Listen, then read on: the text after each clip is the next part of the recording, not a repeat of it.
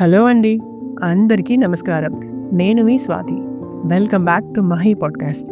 మనలో చాలామందికి ఒక కల ఉంటుంది.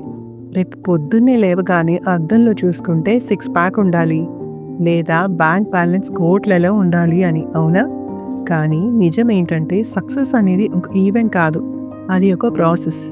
ఈరోజు మనం మాట్లాడుకోబోయే పుస్తకం డారెన్ హార్టీ రాసిన ది కాంపౌండ్ ఎఫెక్ట్. ఈ బుక్ చదివిన తర్వాత నా ఆలోచన విధానం పూర్తిగా మారిపోయింది.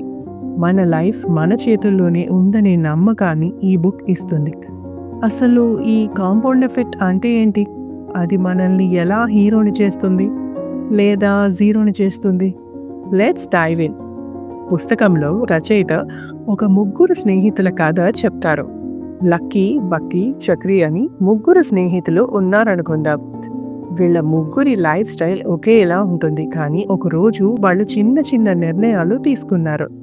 లక్కీ తను ఏ మార్పు చేయడు, ఎలా ఉన్నాడో అలాగే ఉంటాడు. బక్కీ చిన్న చిన్న మంచి మార్పులు చేస్తాడు.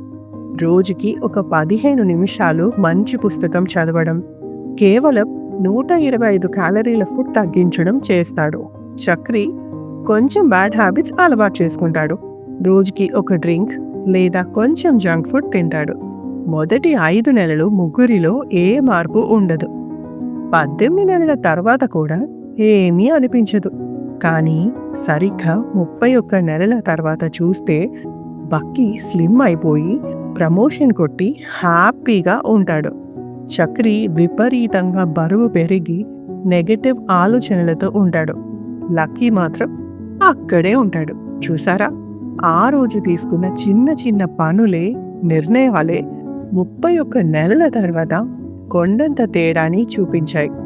ఇదే కాంపౌండ్ ఎఫెక్ట్ పవర్. ఫ్రెండ్స్, మనలో చాలామంది నా బ్యాడ్ లక్ వల్లే ఇలా జరిగింది అని సాకులు వెతుక్కుంటాం. కానీ రచయిత ఏమంటారంటే, మీ జీవితంలో జరిగే ప్రతిదానికి మీరే 100% బాధ్యులు. మీకు ఒక సీక్రెట్ చెప్పనా? మీరు దేన్నైతే కొలవరో దాన్ని మీరు ఇంప్రూవ్ చేయలేరు. మీరు బరువు తగ్గాలా? అయితే మీరు తినే ప్రతి ముద్దను నోట్ చేయండి. డబ్బు సేవ్ చేయాలా?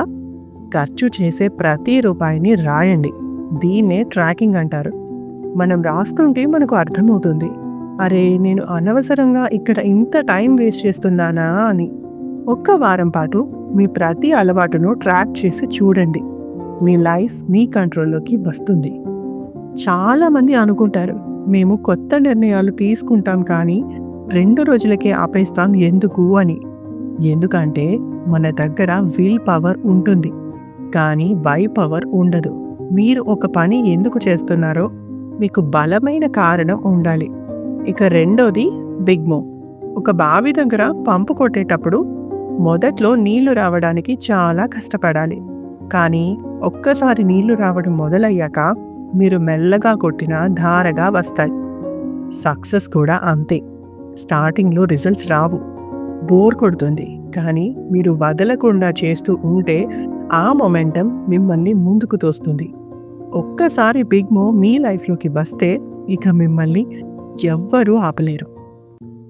మీకు తెలుసా, మీరు ఏ 5 వ్యక్తులతో ఎక్కువ సమయం గడుపుతారో మీరు కూడా వాళ్ళలాగే తయారవుతారు.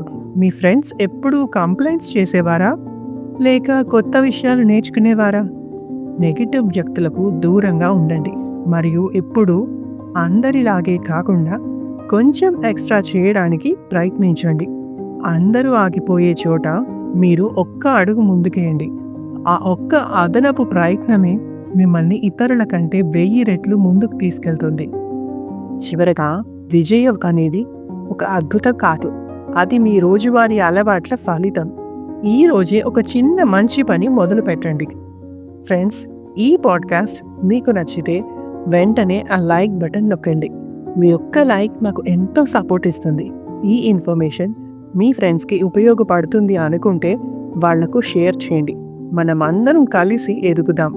ఇలాంటి మరెన్నో ఇంట్రెస్టింగ్ విషయాల కోసం మన మహీ పాడ్కాస్ట్ని ఇప్పుడే సబ్స్క్రైబ్ చేసుకోండి మరియు బెల్ ఐకాన్ క్లిక్ చేయండి. మీరు రేపటి నుండి మార్చుకోబోయే ఆ ఒక్క అలవాటు ఏంటో కింద కామెంట్ చేయండి. మళ్ళీ వచ్చే ఎపిసోడ్లో కలుద్దాం. అంతవరకు స్టే హ్యాపీ, స్టే మోటివేటెడ్. నేను మీ Swathi signing off. Thank you so much for watching.